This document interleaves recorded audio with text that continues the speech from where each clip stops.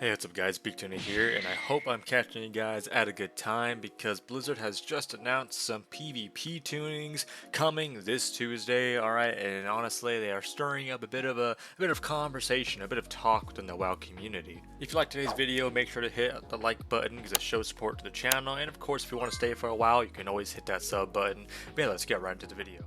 So we have both PvP tunings in terms of classes, the normal spiel of certain things get increased, damage, healing, whatever. But we also have some general PvP tunings, which is the kind of the main course of this whole post right here. So we'll kind of go down the list here. All right, Blood Death Knights, don't really care about that. Frost DKs does not affect by PvP. I'm a PvPer, so it does not affect me. Feral Druids, Lunar Inspiration damage increased by 10%.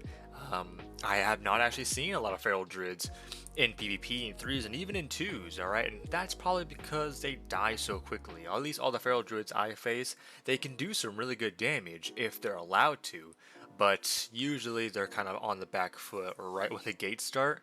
So I don't normally see a lot of Feral Druids too much, but maybe Lunar Inspiration. I believe that's a talent that increases or that makes it so that you can cast Moonfire in cat form, not too sure.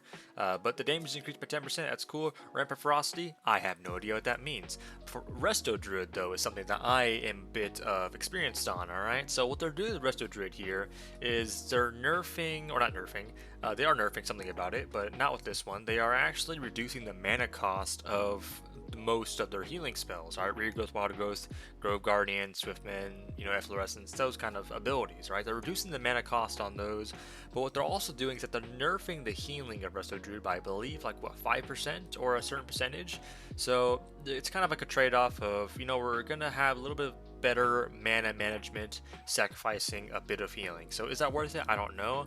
The mana of this is not like a whole percentage, it's like point percentage. So again, 1.6 to 1.4, 1.2 to 1%.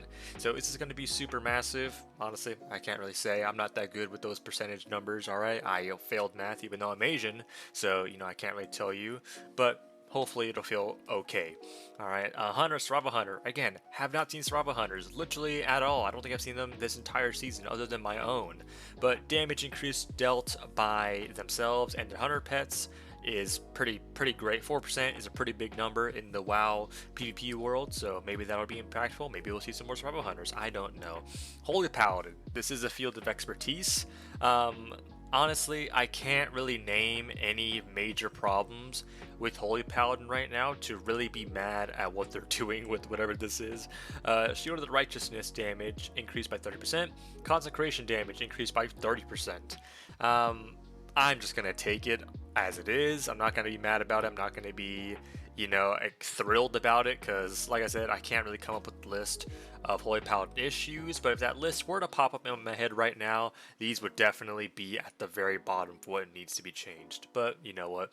I digress. Ret Paladin changes to Wake of Ashes, Truth's Wake, Seething Flame, Blade of Justice, Final Verdict, all big damage increases. Alright, Ret Paladins, again, have not seen a lot of Ret Paladins at all. Even Ret Warrior have not seen be played too much, but maybe this will kind of change a lot of Ret Paladins' minds. I know a couple of my buddies are very happy about these changes, and maybe we'll see. Maybe Venruki will make another video talking about how these changes will get nerfed and reverted literally when they come out. I don't know, but happy for the Reds out there. Don't see them at all. Again, another field of expertise. Holy Priest. All right, this one kind of has me salty just a tad bit. So Holy Priest, we've got some buffs. All right, Holy Word, Sanctify healing is increased by 25%. Heals healing is increased by 25%. Flash heal by 15%. Chastise damage increased by 30%. Smites damage 30%, and Shadowward Pain by 15%. Honestly, I could care less for any of these. I mean, some of them I could care for. Holy Word, Sanctify, I care a bit more. I really don't even use it for the healing. I just use it for the renews, to get my renews out faster, get those ticks ramping up so I can get, some faster procs on my tier set. But the healing can be nice, especially with this buff.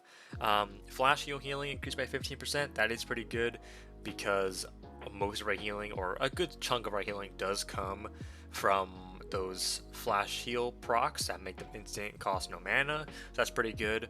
But all this other stuff, chastise damage, I don't care about that. I only use it for the stun because that's what it's mainly used for. Smite damage, don't care about that. I just care about resetting the CD on my Chastise. Shadow Pain damage, hey, I won't really complain too much about that. But yeah, these aren't the major issues with Holy Priest. I believe the major issues is that Holy Priest is just simply outdated. It's just outdated. It's like Mistweaver, where, you know, the like Symbol of Hope, healing when you're dead, Serenity, all that stuff that really was the talk of the town, that really made Holy Priest, is just simply outdated nowadays. With all the other healers having a bit more offensive pressure and having ways to influence the pace of the game.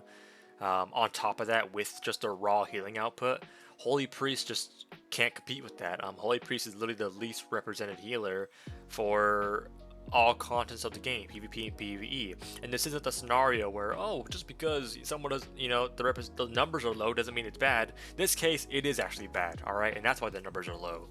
So Holy Priest, I mean, I would really like for them to look into the main issues with it, and you know, these healing changes are not going to, I don't think they're going to be enough. They could feel great, but again, it's not the main focus right now. You don't have damage reduction CDs. Your cooldowns just can't really keep up with today's pacing. Guardian Spirit is obviously has always been a really good cooldown. It's always been really solid. Having that on 1 minute is just absolutely amazing. But other than that, I mean, Ray of Hope just doesn't really feel as impactful anymore. Symbol of Hope doesn't really feel impactful anymore. The mana regen from it, the CDR, again, just doesn't feel like it makes a difference really. But I could just be playing it wrong. But you know, that's just kind of how I feel about it. But yeah, Holy Priest, hope they do look into this a bit more. Shadow Priest, pretty interesting. Mind Blast, Devouring Plague, Apparition, Psychic Link. Shadow Priest, again, I've seen a couple Shadow Priest Destro locks, alright? I've seen a couple of them here and there, but nothing to the point where Shadow Priest has really come up and surprised us all. So they're getting some damage increases, which I do think is needed. Shadow Priest setup chain will always probably be like the most lethal chain for a healer in all of creation. But the damage pressure, the kill pressure is just not there. So, you know, hopefully this will kind of bring it back on top. Which usually that's kind of the theme with Shadow Priest. They get a lot of damage increases, their dots do a lot of damage, but then they get nerfed a couple days later, and then they kind of sink back to the bottom, and then the whole cycle repeats itself. So yeah, not too great. Resto Shaman, all healing, that does not affect PvP. Loud Burst, Flame Strike, Lightning Bolt, 20%. Hey, I'll take it. That's my main. And, you know, Lightning Bolt, I don't care about that because I don't really use Stormkeeper. But Flame Strike and Lava Burst, hey, I'll be happy to hit, you know, them 140k Lava Burst any day of the week. So, you know what? Thank you, Blizzard, for that. Warrior, none of this is in PvP. Prot Warrior, Vanguard, grants 40% increased stamina with 35%. Vanguard, if you don't know what that is, Vanguard is a talent that makes it so I think it increases their armor value by how much strength they have. Or maybe it's the other way around, I'm not too sure. Ignore Pain, hey, absorption by 5%, maybe we'll see some Prot Warriors in RBGs, I don't know. I have a Prot Warrior, but my RBG leader won't let me play it, because I'm a healer boy, and healers are slaves to the group. They don't have free will. So this stuff right here is what's really kind of causing the talk of the town. And it's these general changes. So the first two, armor changes, armor value changes, which I haven't seen since probably Shadowlands. Claw specialization classes now gain 35% additional armor in arenas and battlegrounds, and plate classes have their armor reduced by 30% in arenas and battlegrounds. Now, for a while, armor value really hasn't been something that's been a major concern. It doesn't feel like it's been impactful. But, you know, I guess recently when you kind of look at it, the kind of staples of how armor used to be kind of still resonate nowadays. If you're a BM hunter hitting a Holy Paladin, doesn't really feel as good. But if you're hitting a, you know, like a mage, nice and clothy, doesn't really have any armor passives or whatever, yeah, it feels really nice hitting that guy. So I guess Blizzard kind of sees that and is tampering with the armor a bit. Maybe it'll feel better to hit Holy Paladins as the arms warrior. Maybe it'll feel a bit better to, you know, for mages to kind of not die instantly to an aim shot. I don't know, but you know, armor value hasn't really been something too concurrent, you know, and a lot of classes do kind of have those a lot of the armor value talents. Like warlocks have armor value, boomkins, you know, every class kind of has something like that. But you know, I guess for the certain few, this is hopefully is going to help them out. But you know, interesting. Now this stuff is something that I'm not too happy about. So Gladiator's Distinction. Gladiator's Distinction is your little set bonus you get for wearing your trinkets. I am not a big fan of this. The reason why this was added in the first place in Shadowlands was to stop people from using PvE trinkets in PvP. Alright? Obviously it's not illegal to use PvE trinkets, but you know, Blizzard went in the direction of like, you know, we want PvP players to PvP. You know, even if that expansion sucked. But you know, the value originally was like what, 10% intellect or 10% primary stat and then 15% stamina. Now they're kind of just tampering with the stamina far too often, and now they're doing it again. So for DPS, the stamina is increased to 15% from 5%, and for healers, 20% from 15%. Now, I don't like Blizzard really tampering with stamina, HP pools, all that kind of stuff.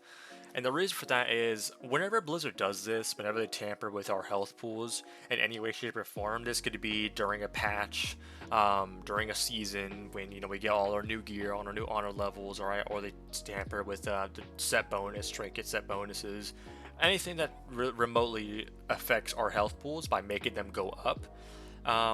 The reason why a lot of classes get kind of drafted into the sea of non-playability is simply because health pools get too high.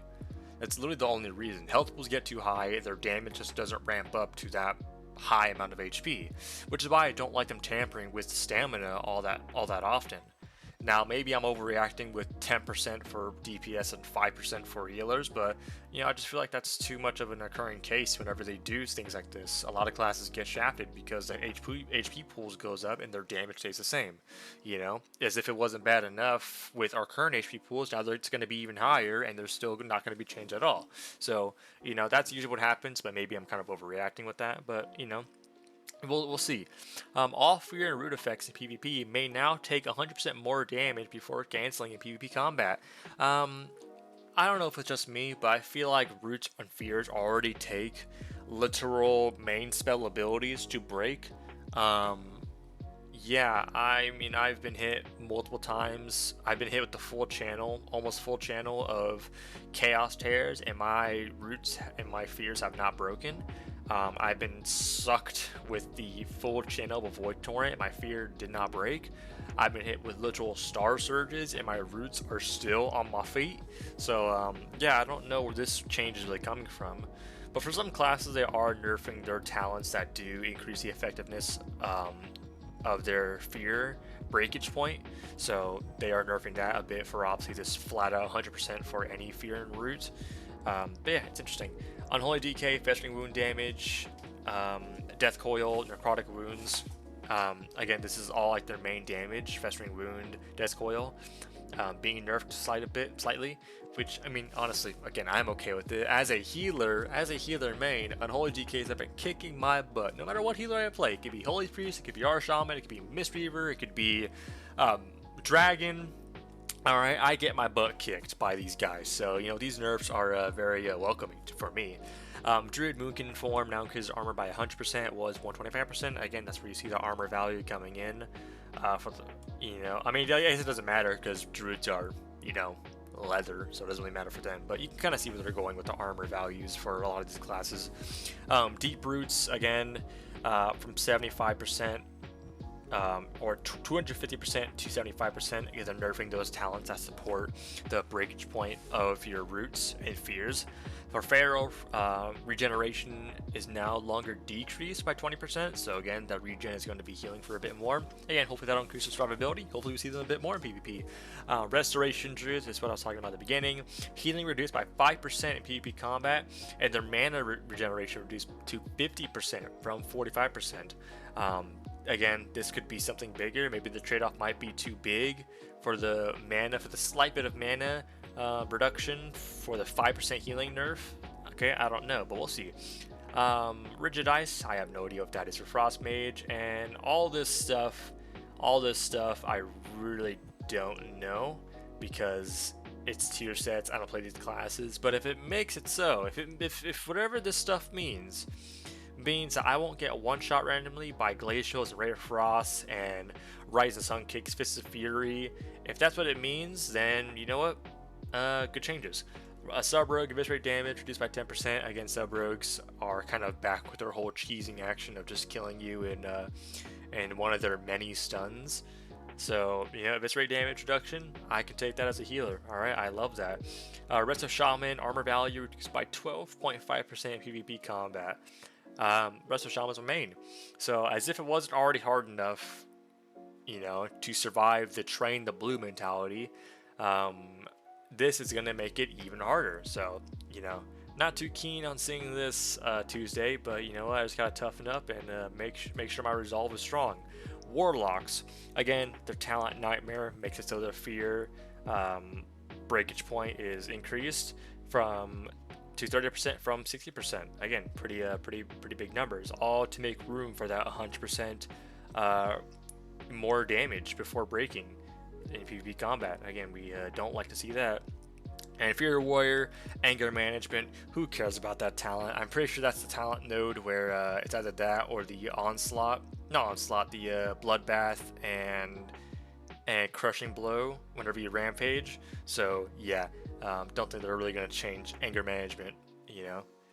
Or they're going to pick anger management from that. Alright, not too sure about that one. But yeah, these are kind of the changes. Pretty standard, just percentage numbers, moving some stuff around.